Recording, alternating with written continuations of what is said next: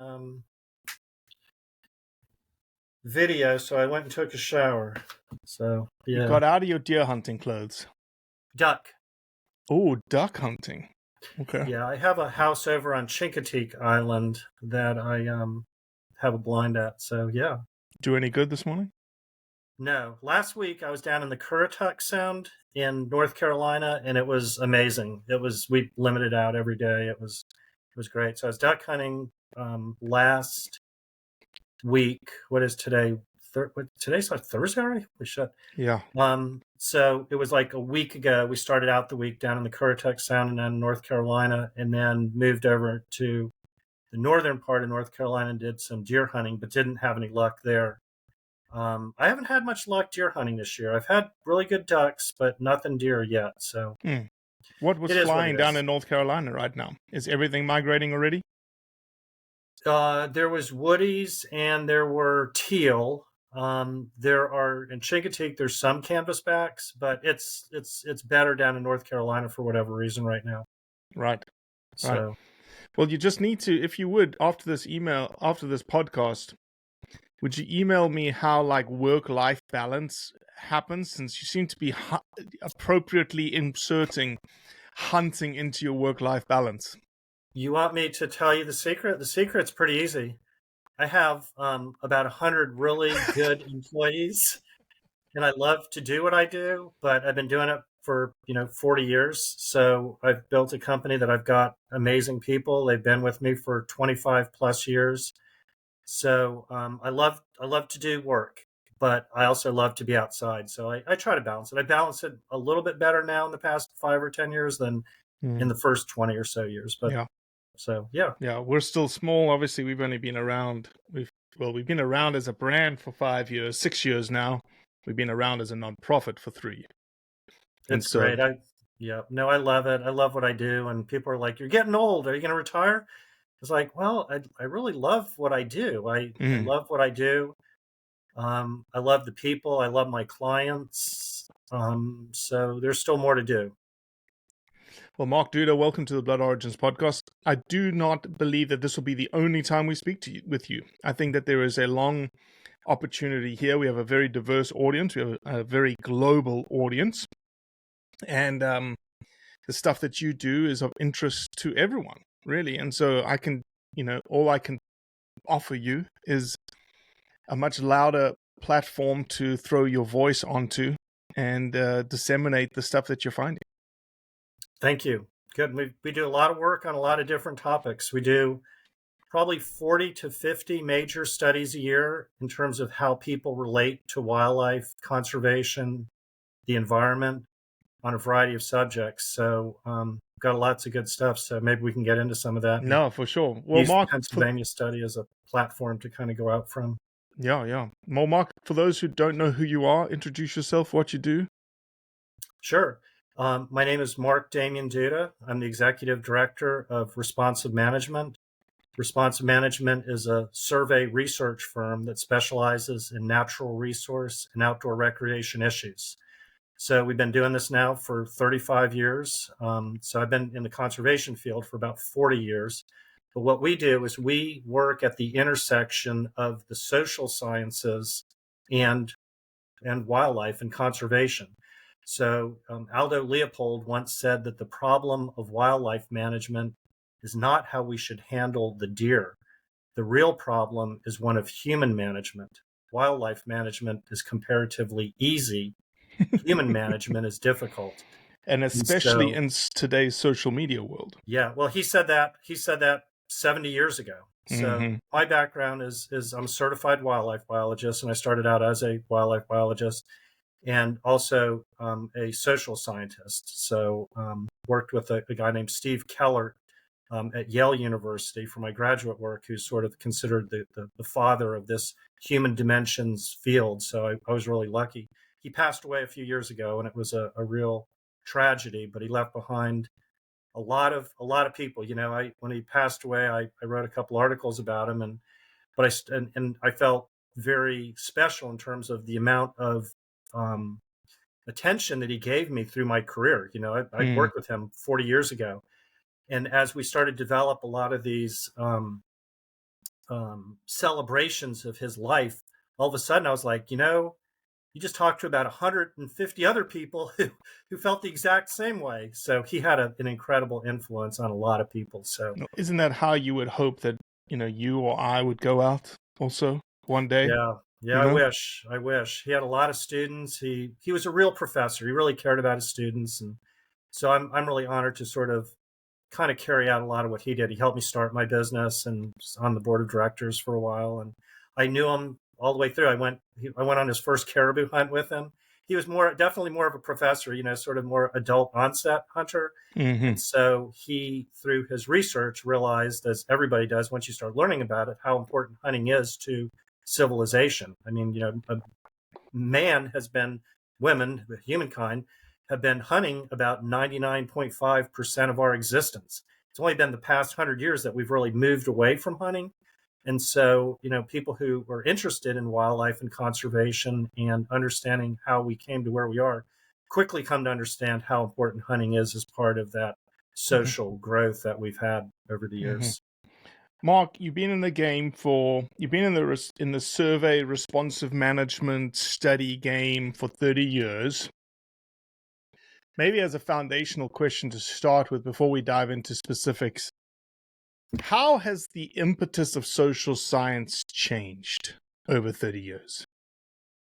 The impetus being, how has society changed, or how has social media changed, or how maybe the impetus of the role maybe of social science. great question. Yeah. Oh, it's increased dramatically. After I got out of graduate school, I worked. My first job was with at the time it was called the Florida Game and Freshwater Fish Commission. They're now the Florida Fish and Wildlife Conservation Commission. I'm honored because I still do work for them. And 2 days ago, I presented a study that we did on the participation and economics of hunting, fishing, and wildlife viewing in Florida.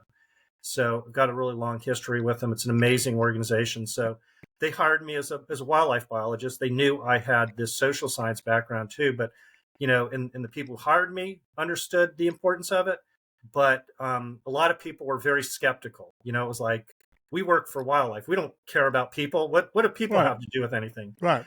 And formally, the profession is called, people refer to it as the human dimensions of wildlife.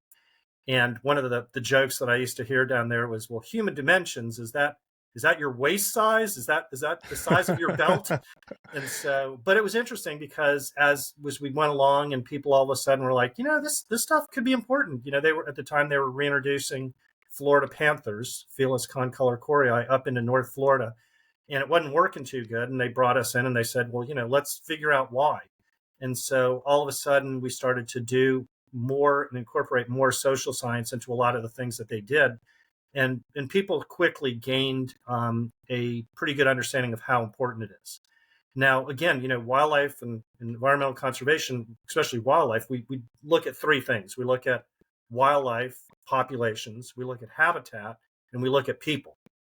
And good wildlife managers, good wildlife commissions, and just people in general know that you have to take all three of those into account. You don't just do habitat, you don't just do populations, you don't just do people. I do only a part of that, but it's an important part of the equation. But I will tell you, over the years, we've gotten pretty good at wildlife. We know how to manage wildlife. Right. We brought back the wood duck. We brought back the pronghorn. We brought back the bald eagle. We brought back the turkey. I mean, what an incredible success story. So we're darn good at that. But when it comes to people, that they're not as easy to manage. So I'm only one of lots of people who do this, but I love that intersection between both the resource itself and people. And at this point, you have to do both. Let me ask this. Maybe I'll couch the question a little bit more simply. Are people's thoughts and feelings and emotions more important today than they were 20 years ago in wildlife management? Wildlife management has always been based on human values. Where where we are now is this incredible journey from where we started. When America was first founded, I mean, the amount of wildlife here was stunning to the Europeans who came here. It looked as though it was an infinite resource. We soon found out through the exploitation of wildlife and market hunting, and I really want to emphasize market hunting, because a lot of people now still conflate market hunting with hunting in general. But with market hunting, we saw incredible declines up until around 1900, where things were in really bad shape. And so human values absolutely played an important point to that point, because people realized, wow, this is not good. Where we used to have bison, where we used to have deer, we used to have turkey, they're not around anymore. And so this whole field of wildlife management arose, sort of the late 1800s, early 1900s, when state fish and wildlife agencies became sort of formed, when early wildlife laws and enforcement came into being. And then, in the 1930s, what was it, 1932? I don't have notes, 1932, we had the duck stamp, which raised up to this point over $1 billion for wetland management. And then, of course, the big bang, which was the Federal Aid and Sport Fish and Wildlife Restoration, which was 1937, the Pittman-Robertson Act, which finally started to put money into conservation. And then once the profession had money, we did some amazing things. I mean, we brought back all of those species on the brink of extinction that a lot of people at the time thought would never be around again. So it's been pretty amazing. And then, through the 30s and 40s and 50s, we were still concentrated on the resource, and rightfully so. But then in the 60s and 70s, a lot of great academics started to say, we also need to incorporate people's values, and sort of that whole human dimensions field has arisen. So it's a hard question to answer, your original question on have values changed and stuff, or their attitudes changed. But values have always been a part of that so-called North American model of wildlife conservation, but it's has interjected itself in different ways. Yeah, But new values have come to the table essentially, versus it before being very hunter wildlife based kind of values. Now it's more, I don't even know how to couch the values. It's one that true. doesn't quite understand resource utilization, but rather, hey, we like animals being around for them being around as a value. Absolutely, and you're making another good point. So so the wildlife profession grew up around hunting and then ultimately fishing, because our original funding source was that Federal Aid and Wildlife Restoration, the Pittman-Robertson Act in 1937. It brings in $1.5 billion a year to state fish and wildlife agencies. And then in the 50s, we had a similar act for fisheries, and fisheries have also had some pretty major successes. So we have come from a more utilitarian background, the use of animals. In 1937, when the Federal Aid, the Pittman-Robertson Act was founded, it was founded, the funding mechanism was based on a tax, at the time an 11% surtax on long arms. So who was paying for that? Well, hunters were.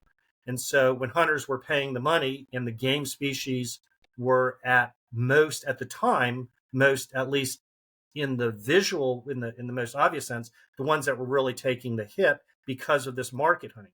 Market hunting wasn't taking warblers. Market hunting was taking ducks and deer and turkey.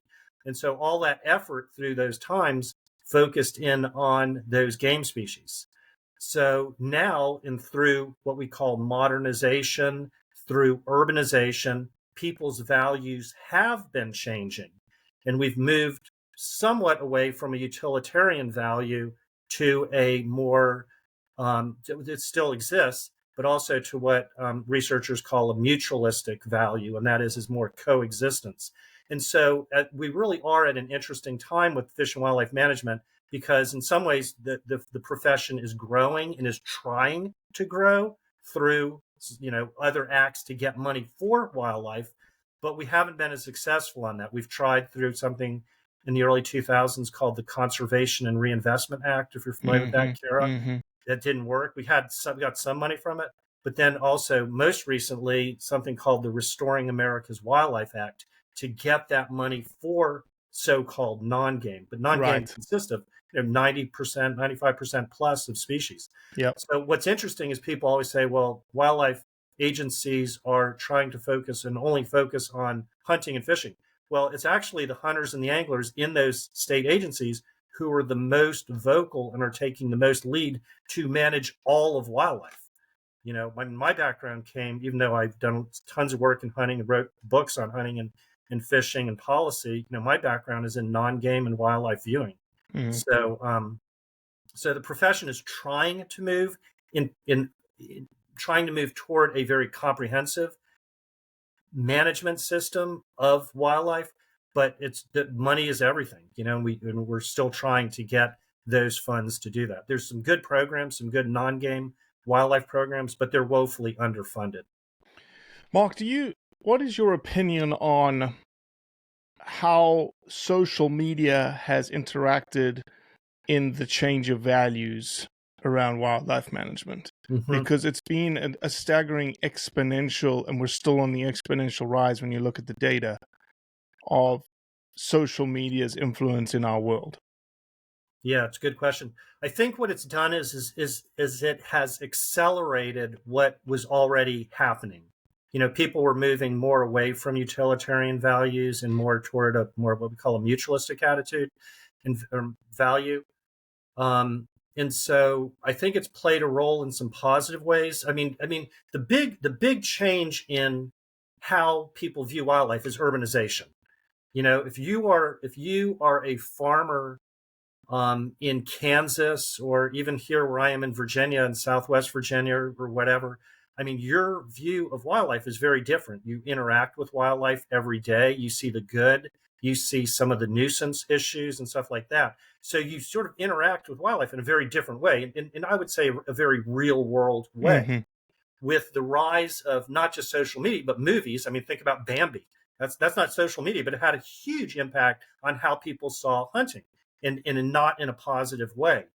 And so I would say social media accelerated what was already happening with people being more removed from wildlife. People who are removed from wildlife, how do they interact with wildlife? They interact with wildlife through television, Right. through books or magazines or paintings on the wall. I collect wildlife art, but that's not real wildlife. And so those values are a little bit more removed from the real world perspective of wildlife. So social media just sort of accelerated that, in my opinion, in terms of intensifying how people see things. Where social media has really impacted conservation, in my opinion, especially hunting, has been with people posting things that probably aren't appropriate to be posting when it comes to hunting. I wrote a book a couple of years ago, 2 or 3 years ago. It was funded by the Hunters Leadership Forum and Yeah, NRA. Yeah, the it's a great NRA. little book. Called "How to Talk About Hunting." I Yep. don't know if you have that, but one of the things we talk about is the whole idea of what we call a sort of an animal rights aspect, an animal welfare aspect, and then a dominionistic aspect. And so it's a continuum. And it's really important to understand. We have animal rights. That is the no use of animals, period. You're not allowed to eat meat, you're not allowed to do anything. And I study values, and I understand it. I get it. People don't want to do that. That's an animal rights attitude. There's an animal welfare perspective, which is that big middle that says you can utilize animals, but you can't abuse animals, and it has to be done in ways that decrease the amount of pain to that animal. So you can utilize animals, but you can't abuse animals. Mm-hmm. And then on the other side, you've got what we call a dominionistic attitude. And that is we can use animals regardless of their welfare. Well, what would the average person say is the percentages of each? Well, you've got about, I don't know, 7 or 8% of people who hold an animal rights attitude. Only about 4% live by an animal rights attitude. You've got about 85% of the American public that says, I support animal welfare. We can use animals without causing undue pain or suffering. Then you have a dominionistic attitude, which is about 4% of the population says, I don't care, just use them, kill them, I don't care. So, okay, so given that background, where do we fall as a wildlife profession in terms of how animals should be treated, so an animal welfare perspective? And so, yet when people and so that's where people support things and don't support things. In everything you do when you think about hunting or things like that with the use of animals, you need to look through that lens. So when somebody posts a picture of a bloody animal, when somebody posts a picture of them posing or on, like, can you see me like this, over an animal, what is that doing? That is expressing a dominionistic attitude, which the bulk of Americans find repulsive. If you talk about kill them and grill them, if it's down, it's brown, kill the son of a bitches. I mean, that shows zero respect for wildlife, which goes against, my personal values, but also the large majority of Americans' values. So if you want to increase the amount of anti-hunting out there, go ahead and post those species. You're an anti-hunter's best friend. Mark, do you So think that's a that long-winded answer to your question about how social media has changed things. So. Do you think that hunters have not changed with the advent of social media in terms of how they communicate? I think a majority of them have, and I think a majority. Well, I mean, first off, a majority of hunters are ethical people. We see that and that's why we call it hunting versus poaching. And again, all of our studies on we just finished a really cool study on poaching in Oregon. But yeah, I saw that today. I got that email today. Yeah, poaching is not hunting, and hunting is not poaching. So the first thing I want to say I don't know if you've heard this, Mark. This, and you can put this in your repertoire because I know you love little tidbits for your speeches. The best thing I've heard, Amy Dickman out of Oxford uses this. She goes, calling hunting poaching is like calling shopping and shoplifting the same thing. I love it. It's stored in my brain. There we go. I love it. She's great. So yeah. So our studies in terms of poaching, 99% of hunters do things legally and ethically. The problem is when you hear about that small percentage, it's echoed throughout. It's in a lot of ways, it's sort of no different than, I before COVID, I used to fly a lot. I have 3 million miles with Delta. I used to fly all the time. So some people are like, oh, I'm afraid of flying. It's like, well, no, you're really safe. But there's 6,000-7,000 planes in the air right now, and there have been every day for years and years and years. One plane crashes, and all of a sudden, oh my gosh, all the planes are crashing. So when you see that with poaching, or you hear some of these stories of bad things happening, that's what people hear. And again, we hunters are a little bit of a disadvantage because I can watch a football game with 100,000 of my closest friends in a stadium, and I can see what's happening. And then millions of people see that football game. When you hunt, you're off in the woods by yourself, and people don't see how hunters act and how they are ethical. They don't see somebody shooting a bird from a blind and having that bird fly into a marsh and seeing the guide and his dog hunt for that duck to take it so there's no waste for an hour and a half. So yeah, and the other thing is I don't think we're good enough. Then that was what that book was about, how to talk about hunting, is terms of using the right words and the right phrases to talk about hunting. So so there's a lot that we can still learn. But again, your original question there was, have hunters changed in terms of media? I think media is good if we do a good job. Programs like yours, where you're bringing out the message in terms of wildlife and conservation, and the few that are posting things that just shouldn't be posted. Yeah, I'm of the opinion, before the advent of social media, the only way that hunters communicated with each other was the grip and grin.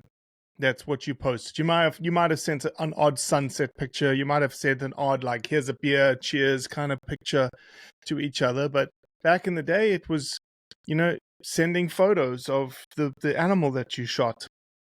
And I think that's still very prevalent today in terms of our communication style in social media.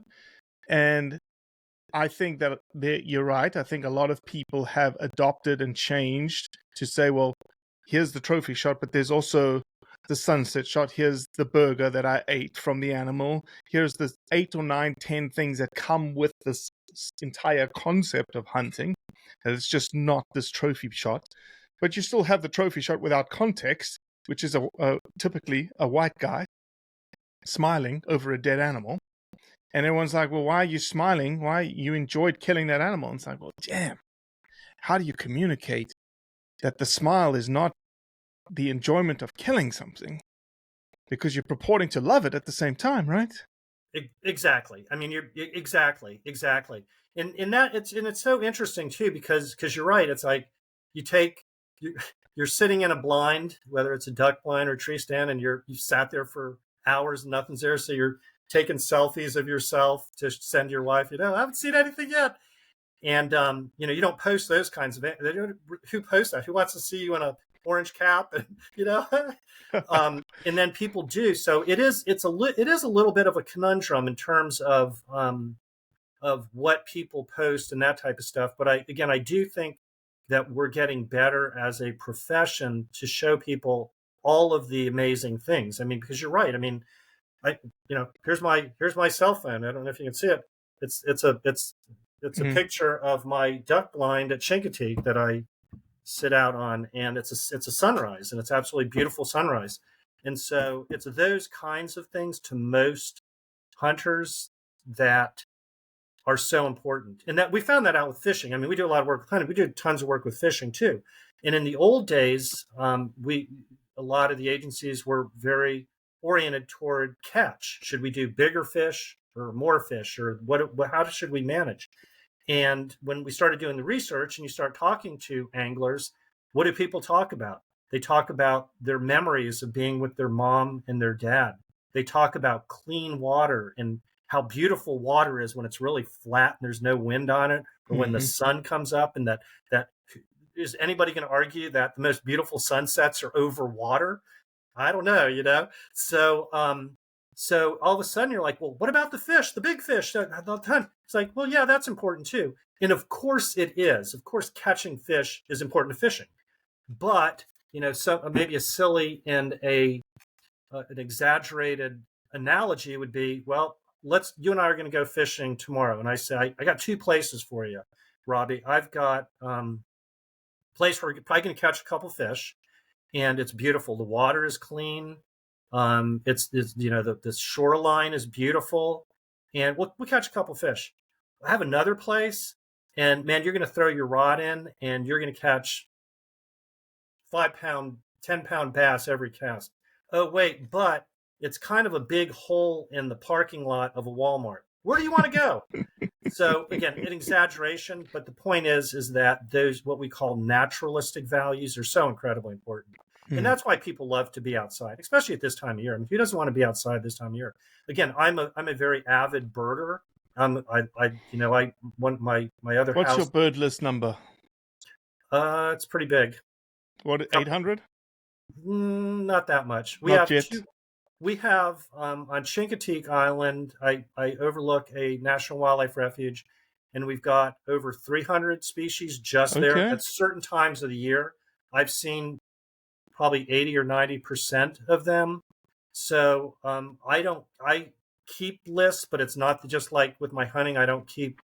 Okay. I just normal Twitchers are really adamant about their lists. They are adamant about those lists, and I want to say that I'm not a list keeper. I took a turkey. I finished my turkey Grand Slam this past year, and I was down in Florida to get my Osceola turkey, and I was able to get it the first day. And I was with a guy who was really into it, and he came back, and I was like, God, this is great. I finally finished my Grand Slam. And he's like, this is a big bird. And he starts measuring this and measuring that. And he goes, he looked it up a couple hours later. He goes, this is the 3rd highest scoring bird ever to come out of Florida. And I was like, wow, at least my friends aren't going to make fun of me. So honestly, if he didn't measure everything from beard and stuff, but I don't know. Is my list probably isn't 800, but I bet it's I bet it's between 600 and 700. I do a Nice. lot of traveling. I've been to Africa 15 times, in all of the great places from Costa Rica and Oh, everywhere else in amazing. between. Amazing. So I love to bird. I love Hmm. to bird. I'm somewhere between a bird watcher and a birder. I mean, Amazing. I've written 3 books about wildlife watching. So Virginia, West Virginia, and one called Watching Wildlife. So I love it. But I also think it's interesting because very, very few bird, and you think about this a lot when you're in a duck stand, a blind, is that, and I tell my wife, I'm like, you got to come out with me because you see so much. And even hardcore birders are very hesitant to sit in a blind for 7 or 8 hours. You're sitting there camoed up for 7 or 8 hours. And so the amount of stuff that you see during that time is pretty amazing. So I don't know, maybe I'm a little bit biased, but maybe I'm a birder who pretends to be a hunter because I just sit and watch where you have peregrine falcons come at you and everything else. So Has your wife anyways, taken you up on the invitation yet? well, she was supposed to last year when I was going for my Merriam's turkey in New Mexico. And the plan was to get my couple of turkeys the first day or the second day, and she was going to come out with me the third day. Well, the Merriam's was my last turkey on the Grand Slam. So guess what? First day, no turkeys. Second day, no turkeys. First morning of the third day, no turkeys. That final afternoon, I finally got my Merriam. Amazing. So she didn't. But I think she's becoming more and more interested in coming out and seeing that bird come in and see it strut and stuff. I mean, there's nothing more amazing than that, in my No, opinion. no. I Mark, might in might your be a little bit biased toward turkey hunting. I love it. I love it all, but I don't turkey hunting. for sure. That's really special. It's a disease. I'm afflicted with the same disease you are. Mark, do you have in your research, have you asked the question of hunters, maybe almost like that ethical question? Because I think one of the questions that is often lobbied at hunters is that, oh, you guys are unethical, you guys are inhumane. Have you, in your number of surveys, you've done obviously lots and lots and lots, has there been a question posed to the hunting community that is if or kind of scenarios, i.e., if you saw a big buck on the other side of the fence, would you poach it? I'm just making up an example here to say, has anybody done a true reflection on the percentage of ethics? And I put ethics in quotation marks because I know there's some people who listen to me and kick my ass all over the show about the word ethics. Okay. Yeah. Well, it's what a great discussion. I would say it's complicated, and there's a couple of sort of things that we've seen over the years. The answer is yes, we have, but it's complicated. The first thing I would say is that hunters do differentiate between things that are more regulations for whatever reason and things that are more moral in terms of what that means. Let's take Sunday hunting. That's sort of a man-made thing, and so shooting ducks on the water. There's sort of things that I think that hunters differentiate between a regulation. Well, we can do it in that state over there, so why can't I do it in this one? Now, again, most hunters will abide by it, but they're like, I don't know if I get it. Is that really? Am I being not ethical if I go Sunday hunting in this state versus state over there? Again, I'm just, you know Sure. what I'm saying? This stuff that gets you in trouble. They're like, he said that. It's like, no, I didn't say that. But the point is that there's some things that are internal and some things that are external. Most hunters ethically, internally say, I'm not wasting any of this. Very few hunters. I mean, I just did a study on this. 97, 98% of hunters eat everything that they kill. And so that's wow, different. that's a statistic and a half right there. That's different than an angler, maybe, and I'm not doing hunters versus anglers, but it's an easy thing to say, hey, my slot limit on this is 20 inches. Oh man, this is a 19-inch fish. Yeah, if I stretch it out, it's 19 3/4. If I really pull, it's 20 inches, and I'm going to keep it. So do you know what I'm saying? So on a big picture level, I think that there's differences in what ethics are, and I think that's why you get your ass kicked, because you say that, and I am very hesitant about this as well, because it becomes complicated. But again, with all of that said, and all of the studies that we do, it's pretty clear that a strong majority of hunters are ethical, and it's because of an internal type of thing that they're motivated by. Now, again, are there some bad actors out there? Yes, but it's a lot farther and fewer between than you might think. I Hmm. mean, I've been with guides before, maybe up in Canada, where you've got 10 guys who are hunting. If you ever waterfowl hunted in Saskatchewan or somewhere else, people are taking a lot of ducks. And you watch those guides, and it's like 1, 2, 3. Okay, Mark's got his 6. Okay, 6. Stop, guys. We're 5. We're 5 under the limit now. When the next guys come, 2 people are shooting. You're going to shoot a couple of birds, and that's it. Hmm. I mean, I've had so much experience with so many guides in so many different places, and have observed that even in times when you wouldn't get caught, if that makes sense. Yep. Yep. I just Makes don't I complete just sense. don't see that. Now, certainly if you look at some history, I mean some of the, when you look at some of the history in duck hunting or something else 50, 60, 70 years ago, there was enormous amounts of illegal take, if you will. But I don't see that anymore. I think that we've grown out of that, and I think most people understand that that ethics are an incredible part of what it is that we do, not just internally, but also from a public relations standpoint. Oh yeah. No, Man, that's did a I just tightrope that one? That it's just listen. complicated, You've been Robbie. there It's just for complicated. you've been in the game for 30 years. Your political speech is very very good. But it's real too. You just after a while you say people take stuff out of context, and you're For just like, sure. that's For not sure. what I said. For So sure. Well, look. Let's get into um the Pennsylvania study that you just did, because that's what I reached out to you on. I saw the emails like, whoa, this is ridiculously cool. And then you responded back saying, well, Robbie, we have a lot of ridiculously cool stuff. Um, I said, I do know that, Mark. And there's a long road in front of us. So let's just talk about Pennsylvania. Let's set the stage. You guys just did a survey in Pennsylvania. What did you survey specifically?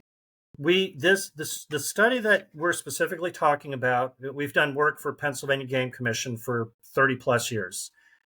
Great organization. It's a hard job. I think if you really wanted to talk about fun things, I think being a game manager or a director in Pennsylvania and a game manager or a director in Michigan might be 2 of the hardest jobs in the world, because so many demands are put on them. Everybody wants a trophy buck, and there's only a few trophy bucks to go around. So these are hard jobs. But anyways, so the Pennsylvania study was an interesting one, because it was general population, and the title of it was called Pennsylvania Residents' Attitudes Toward Wildlife Management. And we Right. looked at a whole bunch of different things. We looked at One of the things we do is we look at monitoring public opinion on populations of species. Are the deer populations too high, too low, about right? Are bear populations? What do they think about Canada geese? Do they support or oppose hunting? What do they think about the reintroduction of the American marten, formerly called the pine marten? Do they know about wildlife diseases? What do they think about the Pennsylvania Game Commission? Do they think they're doing a good job? And And this so survey was to the general populace of Pennsylvania. It wasn't to hunters specifically. correct. This one was general population, although obviously when you do a general population study, you're picking up hunters, you're Sure, picking up sure. licensed hunters. And so in this study, hunters were part of that, to the tune of about 8 to 10% of the population. And that's what they are in reality. When you look at it out there, Pennsylvania is a huge hunting state. People who consider themselves hunters, people who did it in the past, it's about 10, 11% of the population. So hunters were a part of that. But this was a general population study, different from other studies that we've done in Pennsylvania that are just hunters on Right, hunting regulations and things like that. right. Totally different study. This study is what we call, it was a scientific study. I'm going to bore you with some terms about probability based populations. And there's a couple types of surveys that, think about surveys One survey you can just give to your buddies at your hunt club. Mm-hmm. Hey, what do you guys think of this? Oh, 100% of them think that. I can go to a political rally, whatever that is. I can go to candidate A. Wow, hey, do my survey, do my survey. Look at this. 100% of the people are going to vote for candidate A. We have no problems at all. I can run around my street and see a bunch of signs out for candidate B and say, candidate B is going to win next week because I see more signs on candidate B than candidate A. Mm-hmm. Those are all non-probability observations and surveys, if you will. Right. Those are very different from a scientific probability-based survey that takes into account statistics. And so what we do is everything that we do is probability-based and scientific. Now, we talked about what I've done over the past 35 years. 98% of my work has been with wildlife conservation, environmental issues. But we do have contracts with universities to do data collection on political issues. So university, the Virginia system, Virginia Commonwealth University and stuff like that. In the studies that we've done, when we apply what it is that we do, we can predict elections within a percentage or two. I mean, in Virginia here, we in 2020, our numbers showed that Biden was going to win the state by about 9%. He won by 9.5%. 2020, a year later, 21, we had a Republican nominee, Glenn Youngkin, run. Yep. And you would think, okay, well, Trump got beat by 9 percentage points. Terry McAuliffe was the Democratic nominee for governor. He's going to win by 9 percentage points. Surveys didn't show that at all. As you got closer and closer to that election, it was pretty clear through these scientific surveys of only about 800 people in a state with 6 million people, 800 people, we were predicting that within about 2 percentage points. And that's what the sampling error is on these. Lo and behold, Youngkin won. So what we call probability scientific surveys can really accurately predict what's going on with not that many people. Anyways, that's a background to say, yes, the study we did in Pennsylvania was a scientific probability-based survey of Pennsylvania residents on wildlife issues. We talked to about 3,500 people. If I can predict an election with 800 to 1,000 people, we're going to be able to tell you what people think and feel about wildlife issues.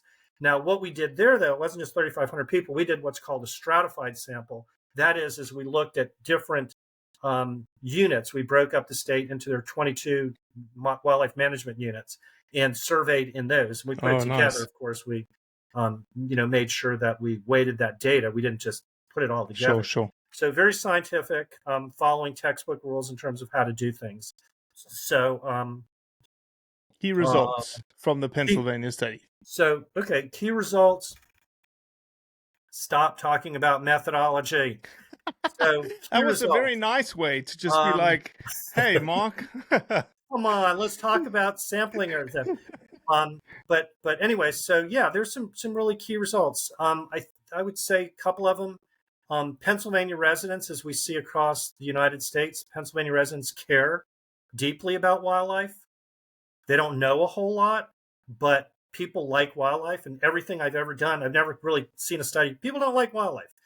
Wildlife might cause nuisance issues, or people might be afraid of certain things like grizzly bear reintroduction in certain places in the U.S. or something, but generally people care about wildlife. Now, people will say, well, it's a survey. People can say anything they want in a survey. It's called acquiescence bias. And it's like, well, no, because first off, people can say whatever they want in a survey. And the good surveys are, do you support or oppose? Do you agree or disagree? People can say whatever they want. So if you want to move away from that, this is an interesting statistic that a lot of people don't know.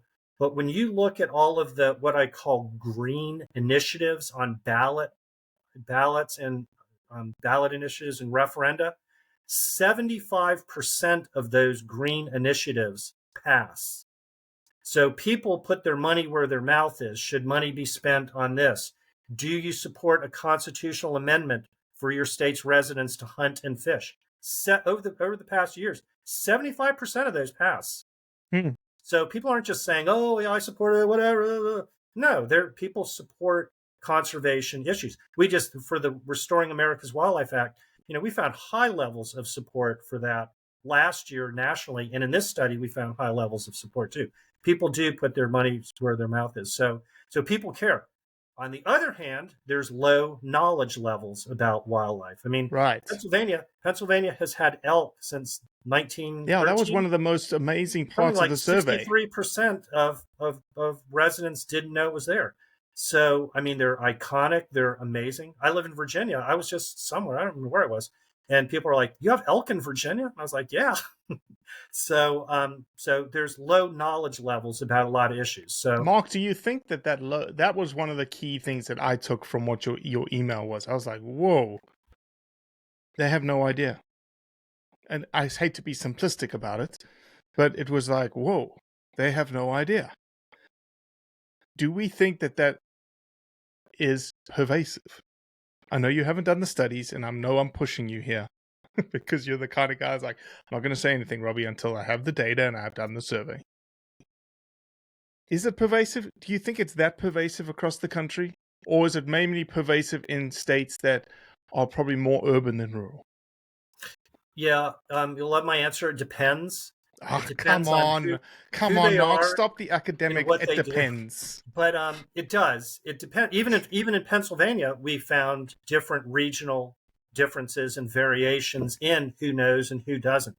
But yes, I can absolutely say that while people care deeply, they have voted with their pocketbooks on conservation, that there are low levels of knowledge out there.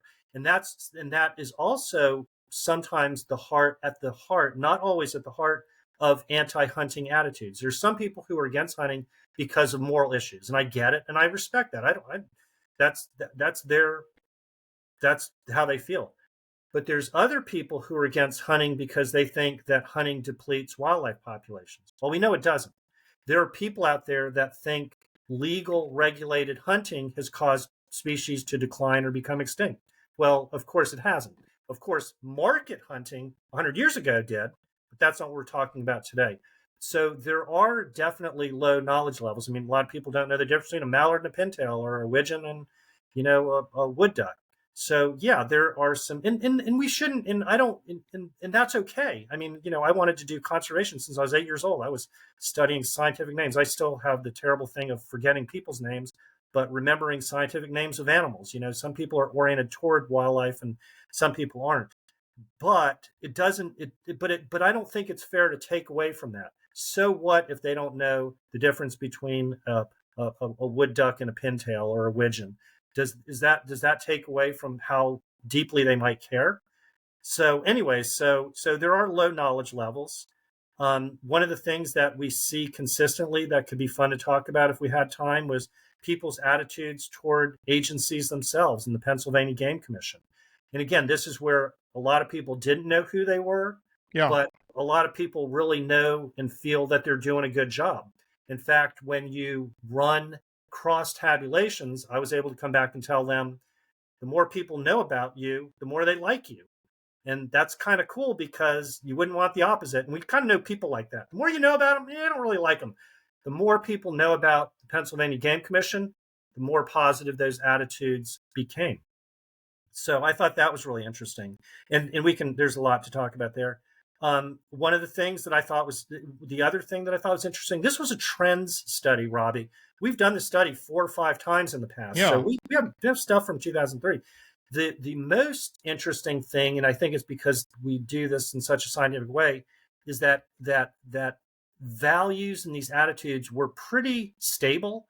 Like when we talk about changes, we're talking about 2 or 3%. Oh, hunting, support for hunting declined statistically. Well, yeah, it was by 2%, and we can talk about why that might be the case, but it's not like 10-20%. We're talking a couple percentage points. So that's what the study found in Pennsylvania, that there was a decline but it went from like 70 to 68%, I think, if I remember correctly, right? Yeah, it was higher than that. I think it was 80. It was in the 80s. It was okay.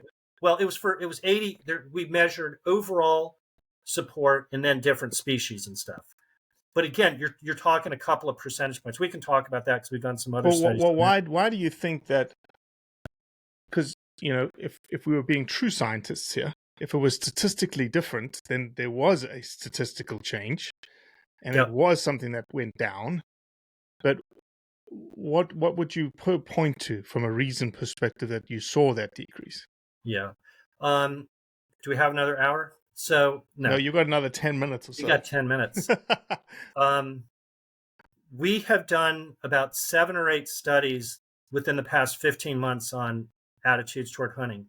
I've seen it on a national level. We just did a study on a national level with a group called Outdoor Stewards. A friend of mine named Jim Kirkrudo, with Oh, his help. Kukurudo is an amazing guy. Yeah. So we worked with him. He helped us on that. We did the research.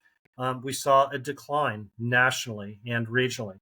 I've done surveys in Northeast states, Southeast states, Midwestern states, and Western states that also showed a decline.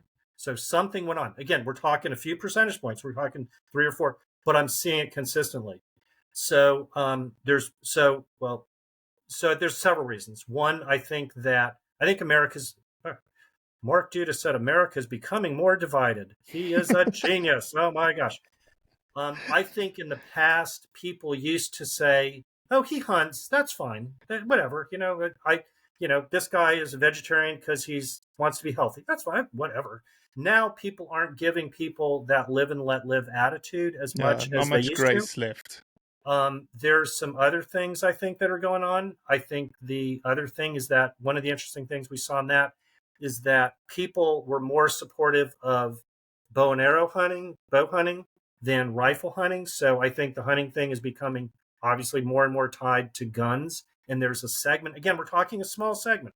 We're not 100% of Americans, we're talking 3-4% who are now moving away from hunting because it's tied with guns. I think the other thing is that we're not as good of communicators as we should be. There's a lot of people we're starting in the past 8-10 years. People get it that we need to do something. One of the biggest champions is a good friend of mine, Peter Churchborn, with the Hunters Leadership Forum, who's like, we got to do something. He's the one who sponsored the book, How to Talk About Hunting. The National Wild Turkey Federation is doing some great things in terms of developing programs. Kirk Rudo is trying to get it. We just won a grant. We're going to work with him next year on answering this. And specifically, we're going to focus on why that's the case. Here's something interesting, though. The only state that I haven't seen a decline, that I've seen a small increase, is in Michigan. And if you know, Michigan has something called the Michigan Wildlife Council. When you buy a hunting license, a fishing license, there's a surcharge on that. That goes to the Michigan Wildlife Council that then puts money into communications to increase Oh, support amazing. for hunting, shooting, fishing, and trapping. So what's there? So anyway, we got sort of sidetracked. You wanted to know what some of the things were there. I think we talked about Canada geese.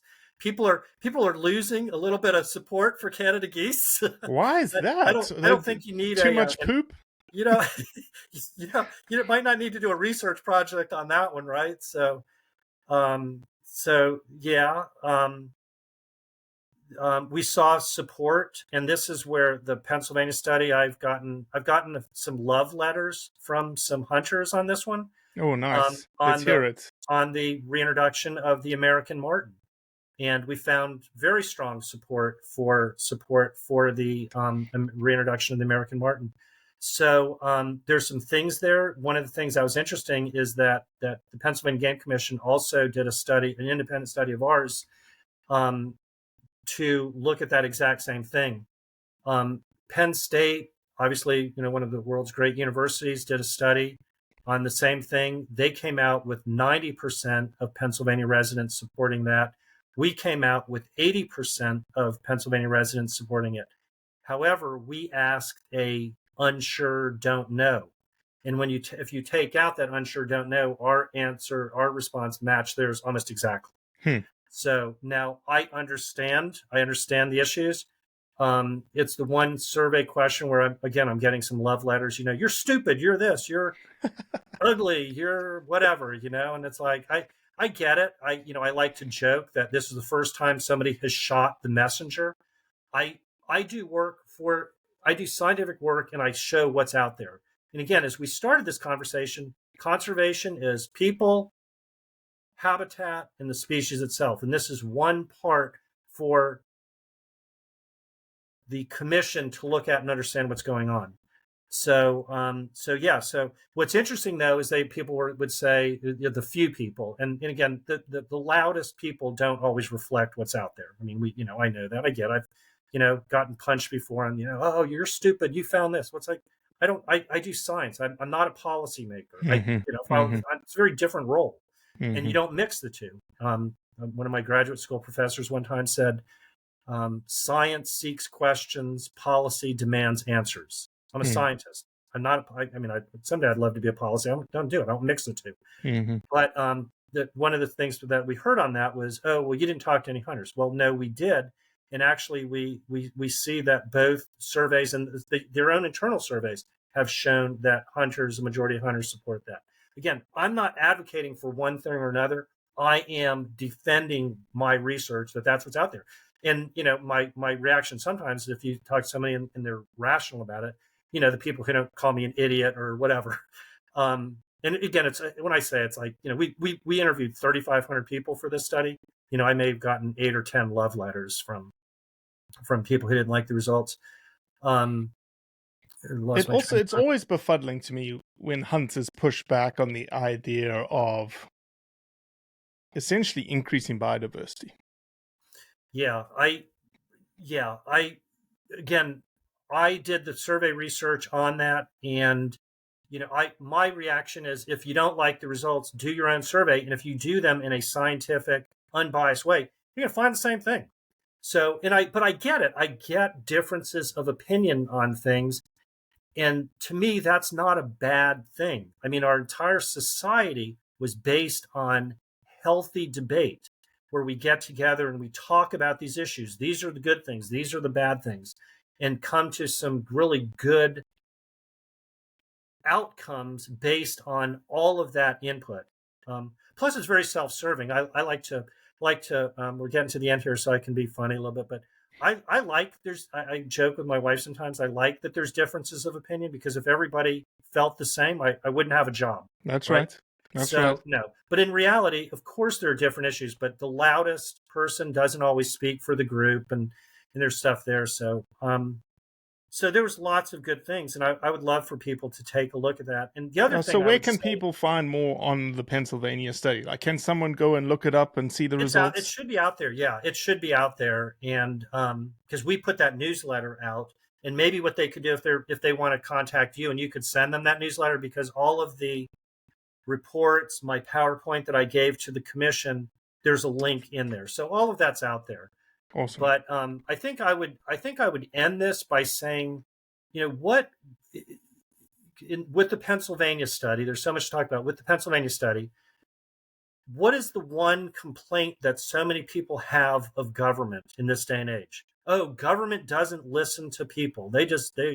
Well, look what they just did. The Pennsylvania Game Commission just hired us, and others, Penn State and others, to better understand, and they do this with their hunters all the time, to better understand what the general population thinks, what their hunters think. That's pretty darn commendable. Hmm. I wish the federal government give me a survey on some things, and so I really commend them and the state agencies in whole, because they've embraced so much about understanding people in the context of wildlife. So it's a good thing, and there's differences of opinion, and that's not a bad thing. And good policy is always based on good debate, but debate based on facts, not just people making crap up.